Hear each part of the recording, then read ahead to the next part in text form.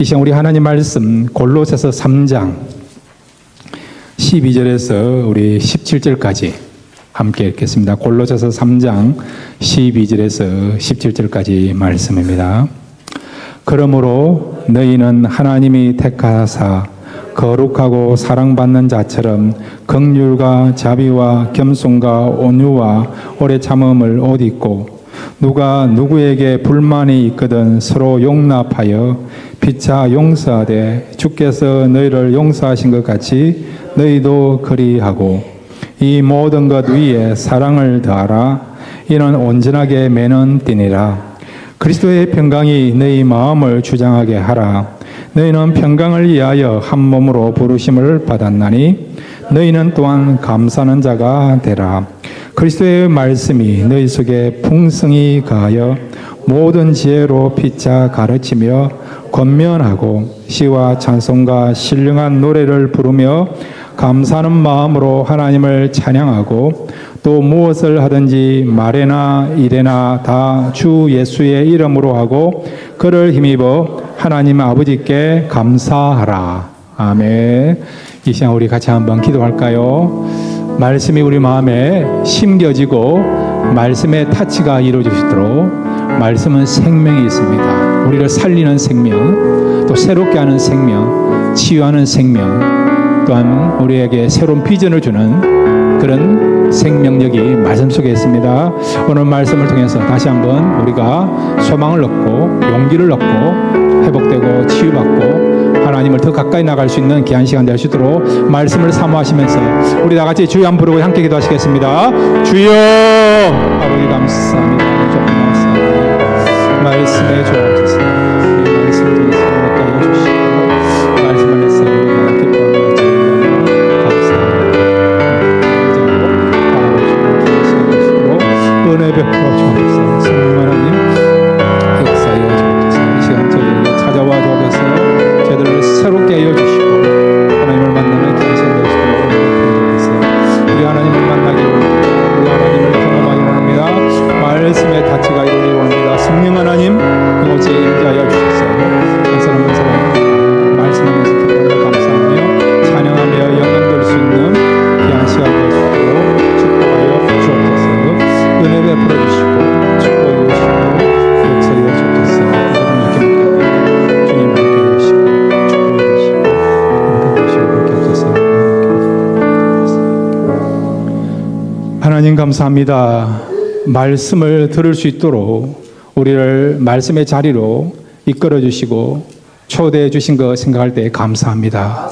이 말씀이 우리 마음에 잘 심겨질 수 있도록 성령 하나님께서 함께해 주셔서 이 말씀으로 다시 소망을 얻고 다시 평강을 되찾는 새로운 역사 일어날 수 있는 귀한 시간 될 수 있도록 말씀 가운데 역사해 주옵소서. 사모하며 말씀 듣기를 원합니다. 예수님의 이름으로 기도드렸습니다. 아멘. 오늘 말씀을 통해서 여러분이 잃어버렸던 것을 되찾을 수 있는, 그래서 진정한 회복을 경험하는 복된 시간 되시기를 바랍니다. 오늘 말씀은 사도 바울이 골로새 교회를 향하여 권면하는 말씀이에요. 이 말씀은 그리스도인이라면 우리가 어떻게 살아야 될 것인가, 그리스도인의 생활에 대한 원리를 말씀해 주는 귀한 말씀입니다. 내용들이 참 많아요. 그런데 오늘 딱 두 가지만, 그리스도인이라면 우리가 어떻게 살아야 될 것인가, 이 부분에 대해서 두 가지만 함께 생각하고 은혜를 나누기로 합니다. 첫 번째로 한번 따라해 주시면 감사하겠습니다. 온전한 형제 사랑을 이루자. 예, 무슨 사랑요? 예, 형제 사랑을 이루는 삶을 살아야 된다는 겁니다. 자, 오늘 성경 우리 골로새서 3장 12절에 14절 다시 한번 읽겠습니다. 골로새 3장 12절 14절입니다. 시작. 그러므로 너희는 하나님이 택하사 거룩하고 사랑받는 자처럼 긍휼과 자비와 겸손과 온유와 오래 참음을 옷 입고 누가 누구에게 불만이 있거든 서로 용납하여 피차 용서하되 주께서 너희를 용서한 것 같이 너희도 그리하고 이 모든 것 위에 사랑을 더하라. 이는 온전하게 매는 띠니라. 아멘. 예. 여기 보면 그리스도인들이 마음에 새기면서 지켜야 할 그 덕목들이 많이 나와요, 여러분. 긍휼, 자비, 겸손, 온유, 오래 참음, 또 용납하는 거. 참 보석 같은 그런 덕목들 아닙니까? 자, 그런데 이런 덕목들이, 이런 중요한 그런 삶의 원리들이 이루어지기 위해서는 무엇이 꼭 들어가야 된다고요? 사랑이 들어가야 된다. 사랑이 들어가야 된다. 자비를 행할 때에, 긍휼을 베풀 때에, 온유하고 용서한다 할 때에 꼭 무엇이 들어가야 된다고요? 사랑이 들어가야 그것이 진정한 자비가 되고, 긍휼이 되고, 오래 참음이 되고, 충성이 되고, 또 용서가 되는 겁니다. 말로는 용서한다, 용서한다 하지만은 사랑이 안 들어가면요, 그 용서는 여러분 진짜 용서가 아니고 가짜 용서가 되는 거예요. 가짜 용서가 되는 거예요. 우리가 사랑을 가지고 용서하면 그 사람을 진짜 용서합니다. 그 사람이 나한테 잘못했다 하더라도 이유 불문하고 따지지 않고 그냥 용서해 줄 수 있는 거예요. 없었던 일로 할 수 있습니다. 근데 사랑 없이 마지못해서 체면 때문에 여러분, 우리가 그냥 용서합니다 그래 버리면요, 그 용서는 진짜 용서가 아니에요, 여러분. 그렇게 용서했다 말을 하더라도 또 그 사건이 생각나면 그 사람에 대해서 좋은 감정을 갖는 것이 아니라 미운 감정이 들죠. 불편한 감정이 들죠, 여러분. 또 가까이 하고 싶은 마음이 드는 게 아니라 멀리 하고 싶은 그런 대상으로 생각하죠. 그것은 여러분 사랑이 포함되지 않은 용서를 했기 때문에 그런 거예요. 그래서 우리가 하나님의 사람으로 바르게 살기 위해서는 우리가 붙잡아야 될, 행해야 될 중요한 덕목이 있고 요소가 있는데 사랑이 꼭 포함되어야 된다는 겁니다. 이 유대인들은 옷을 입을 때에 좀 이렇게 헐렁한 펑퍼짐한 그런 옷을 입어요. 평소에는 좋죠. 꽉 이렇게 조이지 아니하니까. 근데 일할 때는 여러분 이렇게 펑퍼짐한 옷, 헐렁한 옷을 입으면 일을 하기에 좋습니까? 힘듭니까? 어려움이 있어, 불편해요.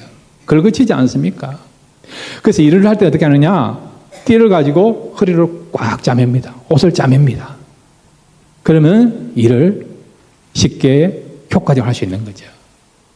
마치 사랑이 우리의 삶에서 온전케 하는 그런 띠와 같다는 거예요. 띠와 같다는 거예요.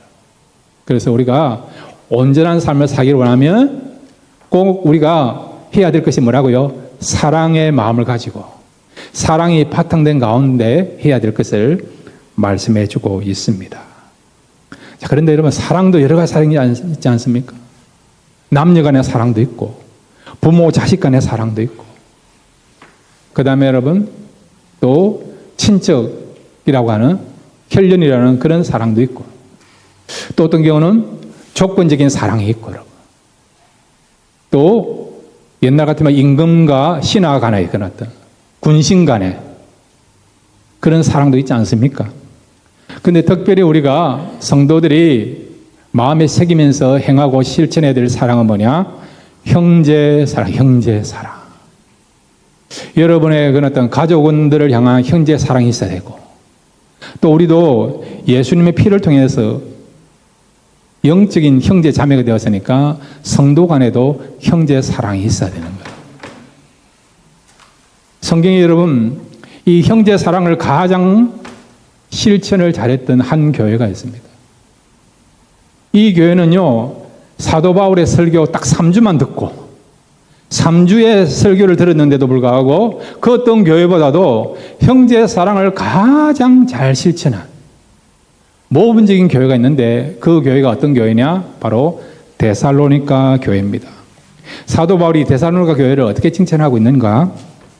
데살로니가전서 4장 9절을 같이 읽겠습니다. 함께 읽겠습니다. 시작. 형제 사랑에 관하여는 너희에게 쓸 것이 없음은 너희들 자신이 하나님의 가르치심을 받아 서로 사랑함이라. 아멘. 사도 바울이 데살로니가 교회를 향해 뭐라고 이야기하느냐? 형제 사랑에 관하여는 너희에게 쓸 것이 없다. 쓸 것이 없다. 이게 무슨 말입니까? 사랑을 잘했다는 겁니까? 못했다는 겁니까? 잘했다는 거예요. 쓸 것이 없다는 말은 뭐냐? 더 이상 덧붙일 내용이 없다는 거예요. 더 이상 내가 교훈하고 충고하고 훈계할 내용이 없다는 거예요, 여러분. 왜 우리가 훈계하죠? 왜 훈수를 둡니까? 잘 못하는 거니까. 잘 못하는 거니까. 미숙한 것 같으니까. 부족한 것 같으니까. 그래서 훈수를 두고 훈계하고 때로는 책망하고 그렇게 하지 않습니까? 가르치려고 하지 않습니까? 근데 이 데살로니가 교회는요, 형제 사랑에 대해서 훈계할 내용이 없는 거라고. 그만큼 형제 사랑을 잘한다는 거죠. 그래서 여기 데살로니가전서 4장 9절에 보면 너희들 자신이 하나님의 가르치심을 받아 서로 사랑함이라. 사랑했습니까? 안 했습니까? 사랑한 거예요, 여러분. 사도 바울이 딱 3주 있는 동안에 말씀을 전하고 그 말씀을 바탕으로 세워진 교회가 이 데살로니가 교회인데, 그럼에도 불구하고 이 교회는 이 교회 역사가 정말 어떻게 보면 뿌리가 얕은, 교회 역사가 깊지 않은 가운데도 형제 사랑 부분에 대해서는 서로 뜨겁게 사랑하는, 그래서 그 어떤 교회보다도 형제 사랑에 대해서 소문나고 칭찬받는 그런 교회가 된 거예요, 여러분. 우리 교회도 그런 교회가 될 줄로 믿습니다. 여러분, 우리 교회 수준을 높이기를 바랍니다.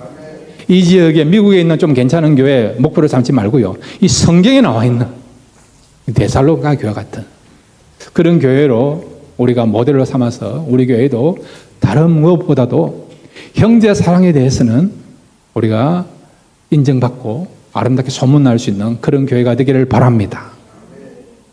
그런데 여러분, 한국에 어떤 교회가 있었어요? 이 교회는 참 지금도 우리에게 슬픈 그런 히스토리를 나타냈고 또 그렇게 기록된 교회가 있어요. 사진을 한번 보여주세요. 이게 무슨 일입니까? 어떤 일입니까? 한국에 여러분 송파구에 광성교회가 있어요. 광성교회. 한때 이 교회는 3만 명이 모이는 대형 교회였습니다. 그런데 교회 안에 문제가 생겨가지고 교회 안에 지금 두 패로 나눠져 싸우는 거예요. 싸움의 목적은 뭐냐? 어떻게 하면 우리가 더 넓은 예배당에서 예배 드릴 수 있는가? 싸우가 이긴 팀이 본당을 차지하고 진 팀은 친교실에 예배 드리는 거예요. 이렇게 교회 안에서 분쟁이 일어나서 몇 년간 나눠져서 교회 안에서 예배 드린 줄 아십니까? 1년에 15년. 2003년부터 2018년도까지예요. 15년간. 싸움에서 이긴 팀은 본당에 예배드리고 진 팀은 친교실에 예배드리는 그런 교회예요. 그래서 신문기자가요, 이 교회를 취재하고 난 뒤에 결론 내렸습니다. 그 다음 그림 한번 보여주세요. 이 교회는 어떻게 사람들이 소문하느냐? 분쟁과 혼돈으로 충만한 교회로, 은혜와 성령으로 충만한 교회가 아니고 여러분, 분쟁과 그 다음에 또 혼돈으로 충만한 교회로 알려지게 되게 됩니다. 자, 여러분, 우리가 성경을 보면, 성경에 있는 가족사를 보면 형제 간의 그런 갈등과 분쟁이 많은 것을 볼 수 있습니다. 성경은 그런 부분들을 아주 적나라하게 표현하고 있어요. 그 말은 여러분, 형제 간의 사랑을 실천한다는 것이 쉽지 않다는 거예요. 이 데살로니가 교회처럼 형제 사랑, 형제 우애를 나타내는 데 있어서 모범적인 그런 교회도 있지만, 이 광성교회처럼 또한 성경에 나타나 있는 형제를 보면 안타까운 일이 너무 많아요, 여러분. 자, 여러분, 가인과 아벨을 한번 생각해 보세요.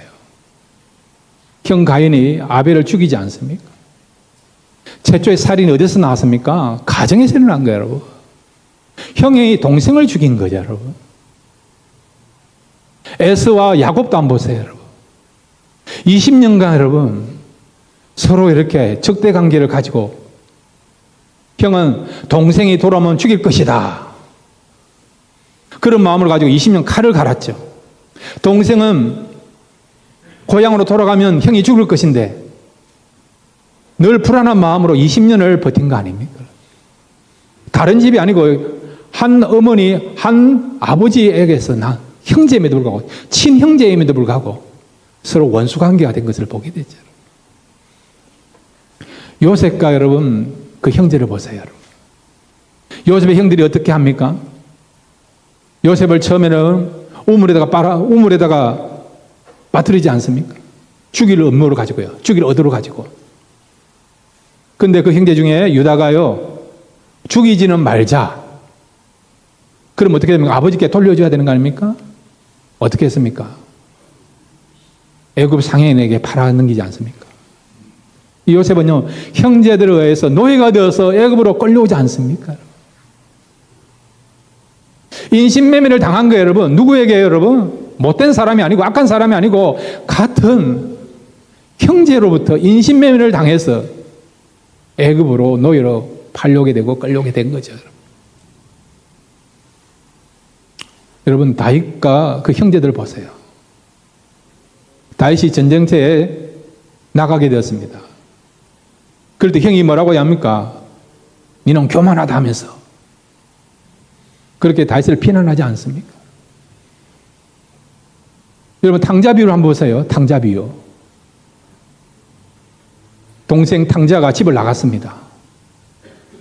근데 형은요, 동생이 집이 나갔는데도 불구하고 아버지한테, 아버지 고민이 많이 되시죠? 걱정이 되시죠? 제가 한번 찾아 나가볼까요? 그런 말을 했는데 이 탕자의 형은요, 동생이 나가 있음에도 불구하고 한 번도 찾아 나가보겠다 그런 말을 한 적이 없다는 것이죠. 자, 여러분, 왜 이렇게 형제가 맺어서 이런 분쟁과 갈등이 일어날까요? 그 이유는 뭘까요? 그것은 여러분, 시기심 때문에 그렇다는 것이죠. 집 안에서 그렇고요, 또 우리가 교회를 섬기는 가운데도 보면, 가만히 보면 성도 간에 어떤 갈등이 일어났을 때 그 원인 중에 하나도 시기심 때문에 그런 경우 너무 많아요. 가인이 왜 아벨을 죽입니까? 시기심 아닙니까? 하나님이 자신의 제사는 받지 않고 아벨의 제사, 동생의 제사를 받았다 생각하니까 시기심이 발동이 되었어. 동생 아벨을 죽이지 않습니까? 요셉의 형들이 요셉을 팔아넘겼던 이유는 뭡니까? 아버지가 동생 요셉만 사랑한다 생각하니까. 그래서 그것이 발동이 되어서 원인이 되어서 동생을 죽이려고 하였고 나중에는 애굽으로 노예로 팔아넘기는 일을 한 것을 알고 있지 않습니까? 다윗의 형제도 마찬가지예요, 여러분. 다윗이 사무엘의 기름 부음을 받았어요. 기름 부음을. 근데 자신들은 기름 부음을 받지 못한 거예요, 여러분. 시기심이 발동되니까 다윗을 싫어하고 미워하게 된 것을 보게 되죠. 자, 여러분, 그러면 우리가 진정한 형제 사랑을 실천하기 위해서는 이런 시기심, 질투가 없어야 되는데 어떻게 하면 진정한 우리가 형제 사랑을 실천할 수 있느냐? 자, 여러분, 먼저 우리가 시편 133편 1절을 같이 읽겠습니다. 형제 사랑을 실천하면 그것이 얼마나 아름답고 귀한지 시편 133편 1절 같이 읽겠습니다. 시작. 보라, 형제가 연합하여 동거함이 어찌 그리 선하고 아름다운고. 아멘. 형제가 연합하여 동거함이, 동거한다는 것은 형제를 사랑한다는 거예요. 형제 간에 우애가 있다는 거죠.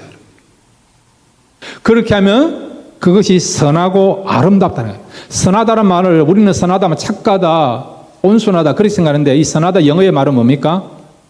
굿이고. 우리가 형제 사랑을 실천하면 형제가 우애기 지나면 하나님 보실 때에 잘한다. 그렇게 칭찬하신다는 거예요. 여러분의 형제 간에 우애가 있기를 바라고 형제 간에 사랑이 넘치기를 바랍니다. 그러면 하나님이 기뻐할 줄로 믿습니다. 칭찬할 줄로 믿습니다. 그리고 아름답대요. 아름답다. 여러분. 아름답다. 여러분, 아름다운 거 좋지 않습니까? 꽃을 봐도 아름답고, 예? 어떤 작품을 봐도 아름답고, 예? 그런데 우리의 삶 속에서 가장 아름다운 것 중에 하나가 뭐라고요? 형제 간의 사랑을 나누는 모습. 성도와 성도끼리 서로 우리가 사랑의 교제를 하는 그 모습이 뭐라고요? 하나님 보시기에 아름답다는 거예요. 하나님 보시기에 아름답다 한다면 우리에게도 아름다운 모습이 되는 거죠. 여러분, 우리 교회는 성도 간에 그런 사랑이 깊어지고 풍성해서 하나님 오실 때에 정말 잘한다, 아름답다 칭찬받는 교회와 또 성도 되기를 바랍니다. 자, 그럼 어떻게 하면 형제의 사랑을 우리가 잘 실천할 수 있느냐? 데살로니가전서 4장 11절 같이 읽겠습니다. 데살로니가전서 4장 11절입니다. 시작. 또 너희에게 명한 것 같이 조용히 자기 일을 하고 너희 손으로 일하기를 힘쓰라. 아멘. 이게 무슨 말씀입니까? 조용히 자기 일을 하라는 거예요. 조용히 자기 일을. 형제 하는 일에 대해서 간섭하지 말라는 거예요. 간섭하지 말고 그냥 자기 일만 하라. 자기 일만 하라. 그렇게 말하는 거예요. 이번에 지난주에 우리 하와이에 우리 총회 그런 총회 임원들과 노회장 연석 예의를 했습니다. 이제 부부 동반으로 오셨어요. 근데 이제 서로를 소개하는 시간이 있는데 이제 목사님들이 자기를 소개할 때 어떻게 소개하느냐? 자신과 사모님과의 관계를 소개해달라. 비유해가지고요. 예. 소개해달라. 그렇게 하는 거라고. 그래서 어떤 목사님은요, 자기는 바보 온달이고 사모님은 평강공주다. 그런 분도 있더라고요. 또 심하신 목사님은요, 하나님과 연하관계를 하더라고요. 하나님과 연하관계. 쫓아가면 도망가고 그런 관계로. 그런데 어떤 목사님이 동부여신 목사님을 했냐, 자기하고 사모님은요 갑돌이와 갑순이 관계라는 거예요. 왜 갑순이냐? 늘 집안에서 갑질을 하기 때문에 갑순이라는 거예요. 갑순이라는 거예요. 예. 오래 살다 보면 그런 경우 있지 않습니까? 저는 뭐라고 이야기했을까요? 다음에 말씀드리겠습니다. 예. 중요할 때 한 말씀드리겠습니다. 때로는 우리가 그냥 간섭하는 일이 있죠, 여러분. 진리의 문제라면 우리가 할 수 있습니다. 그것이 바르지 못한다기 때문에. 진리를 어긋나기 때문에, 여러분. 근데 진리의 문제가 아니라고 한다면, 여러분, 오늘 사도 바울이 권면한 것처럼 그냥 조용히 자기 일을 하라는 거예요. 자기 일을 하는 거예요. 집 안에서도 그렇고, 교회 안에서도 보면 어떤 경우는 내 생각으로, 내 기준으로 보면 못마땅히 너무 많아요. 목사님은 왜 이럴까? 장로님은 왜 그럴까? 근사님은 왜 그럴까? 저 성도님은 왜 그럴까? 우리가 그런 이야기를 할 수 있지 않습니까? 정말 그것이 진리의 문제라면 우리가 기도하면서 조용히 이야기할 수 있겠죠. 근데 그렇지 않다 한다면 그냥 하나님께 맡기고요. 조용히 자기 일을 하면 되는 거죠. 그럼 어떤 일이 벌어지냐? 평안합니다. 교회도 평안하고 가정도 평안합니다. 또 하나는 뭐냐? 하나님은 우리 각자에게 주신 은사가 있고 축복이 있고 감사할 내용이 있어요. 심지어는 하나님은요, 불신자들에게도 축복하시는 내용이 있지 않습니까? 이거 일반 은총이 나지 않습니까? 부자가 될 수도 있고, 열심히 관리하면 건강을 유지할 수 있고, 또한 명예를 가질 수도 있고, 열심히 농사하면 또 수확을 얻을 수 있는.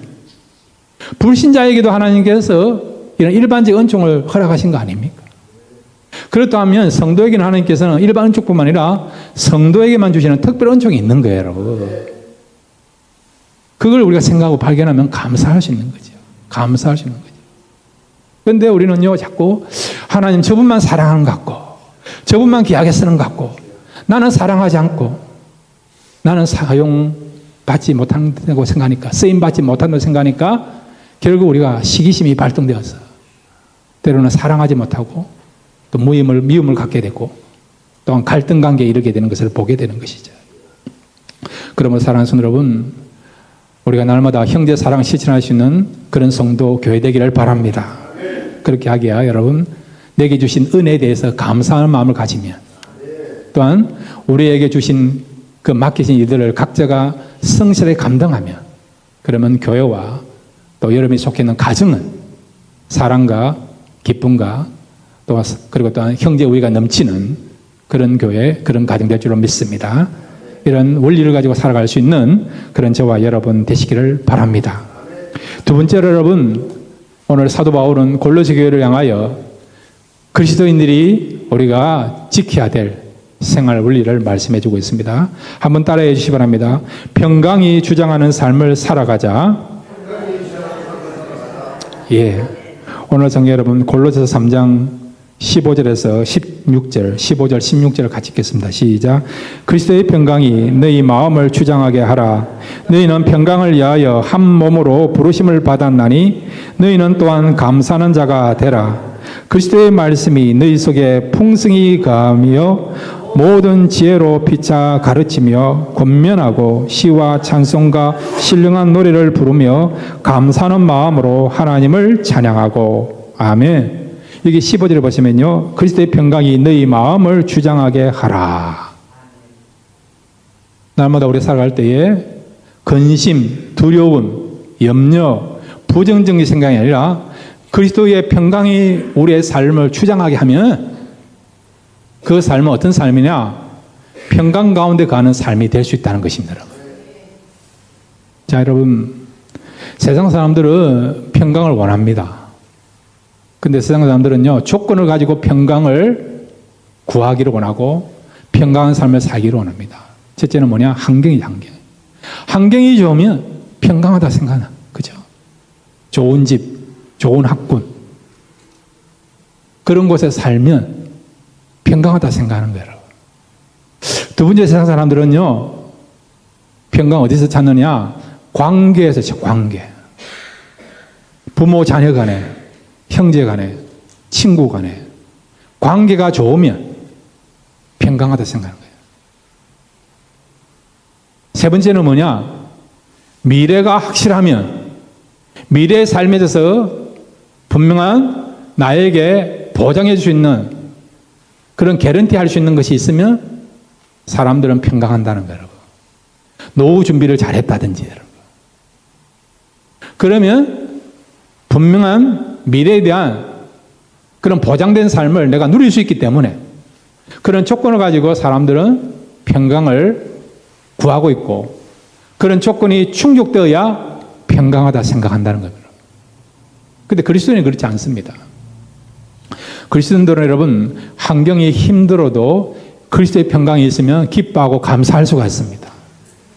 사도 바울은 지금 로마 감옥에 있으면서도요, 감사하다, 기뻐한다, 평안하다, 그렇게 말씀하고 있고 그렇게 고백하고 있지 않습니까? 왜? 주님이 그 마음에 계시니까, 진정한 평강을 가지고 있으니까 얼마든지 감옥 속에서도 감사와 그리고 어떤 기쁨을 고백하고 있고 표현하게 되는 것을 보게 되죠. 그 다음에 여러분, 이 그리스도의 평강은 어떤 평강이냐? 고난 가운데서도 평강이 있습니다. 이 사실 믿으시기 바랍니다. 고난 가운데서, 아픔 가운데서, 여러분, 시련 가운데서, 여러분, 때로는 정말 몸이 너무 아파가지고 그런 어떤 육체적으로 건강해서 문제를 갖고 있어도 여러분, 얼마든지 주님이 주시는 그런 평강이 있으면 고난을 떼어매면서 내가 감사하며 찬양할 수가 있는 것입니다. 그 다음에 여러분, 이 그리스도의 평강은 미래가 불확실해도, 노후 준비가 안 돼도, 세상적으로 내가 내세울 것이 없다 하더라도, 명예도 없고 권력도 없고 부도 없고, 때로는 여러분 나를 도와줄 수 있는 든든한 백이 없다 하더라도, 친구가 없다 하더라도 우리는 얼마든지 그런 불확실한 가운데도 우리가 염려하거나 두려워하지 않고 기뻐하며 감사하며 평강을 얻으며 살아갈 수가 있습니다. 자, 근데 오늘 본문을 보면 그리스도의 평강이 너희 마음을 주장하게 하라 이래요. 그리스도의 평강은 절대적인 평강이에요, 여러분. 이 그리스도의 평강은 승리한 평강이에요. 승리한 평강. 죄를 승리한 평강이에요, 여러분. 죽음을 승리한 평안입니다. 환경을 뛰어넘은 평강입니다. 평강을 빼앗는 마귀로부터 승리한 평강이에요, 여러분. 그래서 이사야서에서는 예수님을 가리켜 뭐라고 말합니까? 그는 평강의 왕이시다 하지 않습니까? 평강의 왕이시다. 그분은 평강을 주장하시고 평강을 주시는 그런 주권자 되신 것을 말씀하고 있는 거 아닙니까? 자, 그런데 이 주님의 평강은 절대적인 평강이요, 참된 평안이요, 이긴 평강인데 이 평강이 나에게 들어오기 위해서 어떻게 되느냐? 평강을 내 마음에 새기면서 그 평강을 내가 마음에 두면서 주님이 나의 삶을 이끌어갈 수 있도록 우리의 삶의 주도권을 주님께 맡겨야 된다는 거라고. 여러분 한 번씩 운전하다가 피곤하면 옆에 있는 분에게 맡깁니까? 안 맡깁니까? 맡기죠. 아내가 운전하다가도 피곤하면 여보 좀 운전 좀 하라 가지고 세워놓고 남편이 운전하고, 남편이 운전하다가도 피곤하면 졸리면 딱 세워놓고 아내가 운전을 합니까? 안 합니까? 하죠. 이와 같이 우리 인생의 주도권, 우리 인생에 대한 영적인 그런 운전대를 누구에게 맡기라고요? 주님께 맡기래요. 주님께 맡기래요. 그것이 여러분 평강이 주장하게 하는 삶이란 거죠. 그런데 주님께 우리 인생에 대한 경영권, 우리 인생에 대한 영적인 운전대를 맡기지 않고 내 생각, 내 주장, 그 다음에 내 근심, 내 두려움, 그 다음에 마음에 의심 나는 것, 이런 것이 여러분 주권이 되어서 주도자가 되어서 주체가 되어서 살아가면 어찌 되느냐? 평강이 깨어지는 거죠, 여러분. 주님이 계심에도 불구하고 주님께 우리의 삶에 대한 주도권을 맡기지 않으면 내 마음에 평강이 없는 가운데, 염려와 두려움과 근심 가운데, 불확실한 가운데서 살아간다는 것입니다. 그러므로 사랑하는 여러분, 여러분의 인생에 대해서 주도권이 여러분에게 있는 것이 아니라 여러분 속에 있는, 마음속에 있는 근심과 두려움, 슬픔이 있는 것이 아니라 주님의 평강이 여러분의 삶의 주체가 되고 또한 주도권을 갖고 살아가기를 바랍니다. 그러면 여러분, 환경을 뛰어넘고 고난 가운데서도 또한 불확실한 가운데서도 정치적으로, 경제적으로, 시대적으로 혼란스럽고 너무나도 염려스럽고 그런 가운데도 우리가 그걸 뛰어넘으면서 우리가 절대의 평강을 누리며 살아가게 될 줄로 믿습니다. 자, 그런데 여러분, 이 주님의 평강이 우리 마음속에서 주도권을 가지고 우리를 이끌어가고 다스림을 통해서 우리에게 평강이 나타나는데, 근데 이 평강을 보호하는 중요한 원리가 되는 것이 있습니다. 그게 뭘까요? 여러분, 잘 깨지는 물건을 어떻게 합니까? 어떻게 보관합니까? 테두리를 돌리지 않습니까? 박스에 넣는다든지 여러분. 플레이저를 해가지고 여러분, 그런 물건들은 포장을 잘 하지 않습니까? 그래야만 깨지지 않잖아요. 주님의 평강이 우리에게 깨지지 않도록 하기 위하여 우리가 테두리를 둘러야 되고요. 그 다음에 울타리를 둘러치야 된다는 거라고. 그래야만 주님의 평강이 우리 속에 깨어지지 않고 계속해서 우리는 기뻐하며 감사하며 즐거워하며 생명이 넘치는 삶을 살아갈 수 있습니다. 그러면 여러분, 평강을 보호하는 테두리 역할을 하는 것이 뭐냐? 한번 따라해 주시기 바랍니다. 감사이다. 감사이다. 예, 그렇습니다, 여러분. 그러니까 주님의 평강이 계속해서 우리 속에서 유지되고 보존대로 하기 위해서는 우리가 어떻게 나가요? 감사하는 삶을 살아야 돼요. 행하신 일에 대해서도 감사하시고 앞으로 우리에게 나타내 주실 그 하나님의 역사를 우리가 믿음으로 바라보며 감사하시길 바랍니다. 그러면요, 환경이 힘들고 몸이 피곤하고 미래가 불확실한다 하더라도, 때로는 관계가 깨어진 가운데 있다 하더라도 얼마든지 이 감사를 통해서 주님의 평강이 보존이 되기 때문에 우리는 늘 평강을 누리며 살아가게 될 줄로 믿습니다. 이번 한 주간도 환경이 어렵고 힘들다 하더라도, 또 여러분이 원하는 대로 일들이 진행되는데 아니한다 하더라도 그것 때문에 여러분 불안해하거나 염려하거나 근심하지 마시고 우리의 삶의 주인 되신 주님께 맡기고 또 주님의 평강이 우리의 삶을 지배함을 통해서 이번 한 주간 평강이 넘치는 그런 아름다운 삶을 살아가시는 그럼 저와 여러분 되시기를 주님의 이름으로 축원드립니다. 이 시간 우리 다 같이 일어나셔서 우리 기도하실까요?